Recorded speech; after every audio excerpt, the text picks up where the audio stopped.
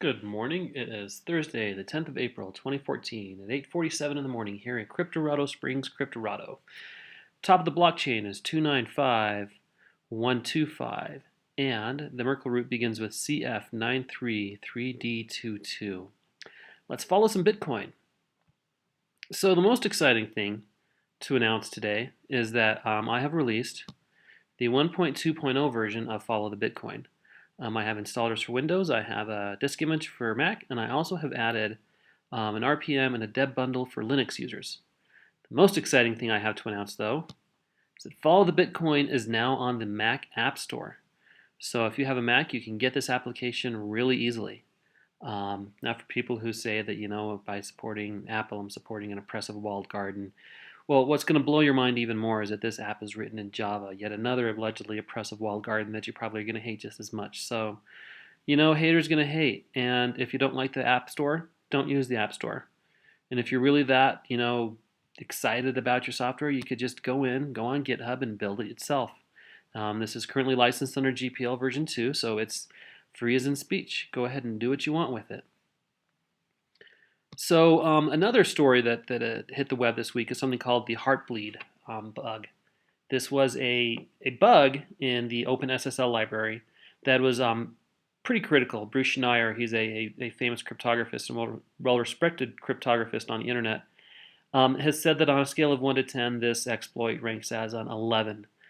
This is like a 9.5 earthquake on security. And basically what it allows people who know about the exploit what to do is if you go into a server or an SSH or anything using OpenSSL on their end, and you know how to exploit this, you can grab random 64 kilobyte blocks of memory from computers. And this is live memory. And this is the sort of memory where your unencrypted naked keys might live. And from this, people are able to get some information they shouldn't have.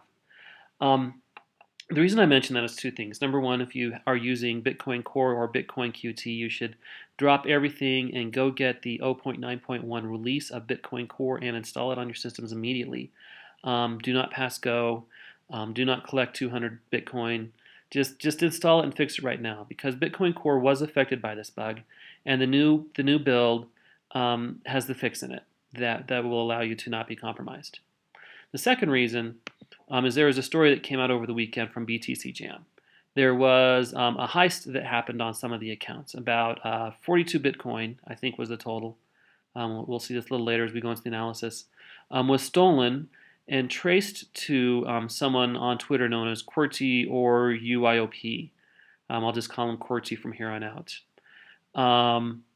And this 26 Bitcoin, not 42, but 26 Bitcoin.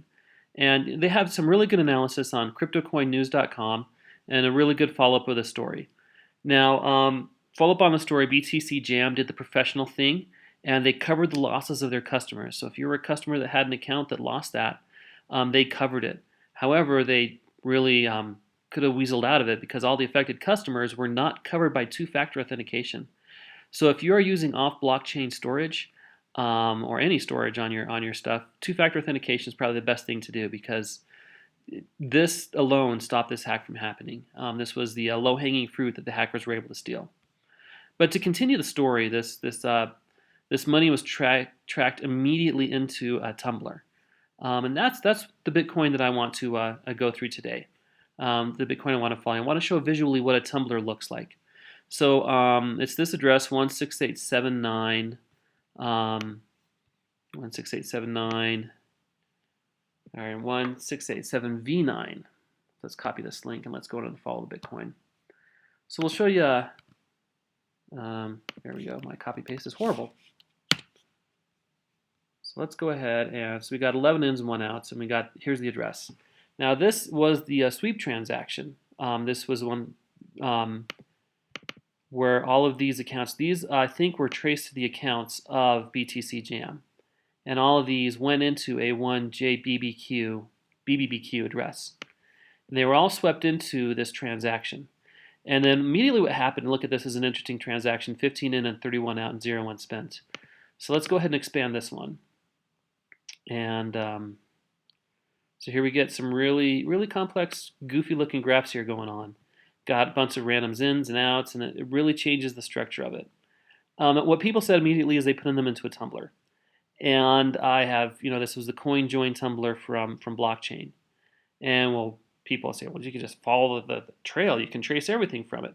But let's go ahead and expand one more. Now remember, these tumbles that go through blockchain typically have at least 4 steps. It's configurable. You could do anywhere from 2 to I think 10.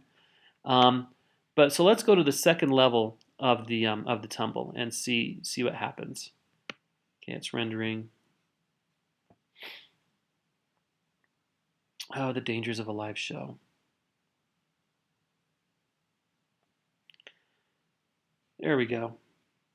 So it's rendering this, and this I should point out is only the second level of the tumble. So here we have up here. This was this up here was actually the transaction in question, and the tumbles that go into this, they form quite a fog. And in analyzing this, there are hundreds of lines, that are just impossible to trace, and the combinatorics on this are crazy. But there are some things that you can tease out of it in places. If they have large ins and outs, they're probably part of a tumble fog.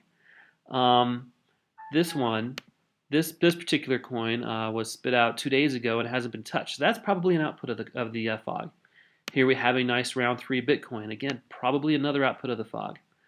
But I can guarantee you that we're not seeing the output of these 20 some odd Bitcoin that came from this BTC GM Heist, because we got at least 2 more of these to go.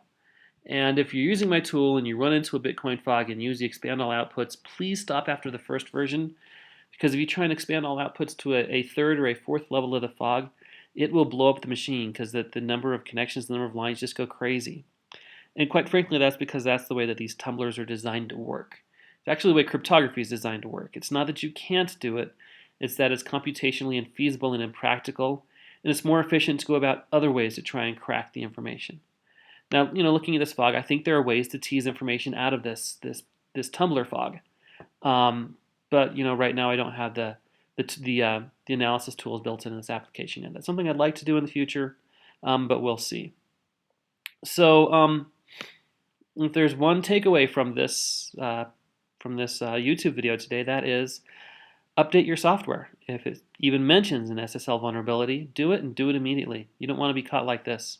And also, always use two-factor authentication when you're talking about Bitcoin, because for all practical purposes, Bitcoin is money, and you would protect your money with two-factor authentication. See you later.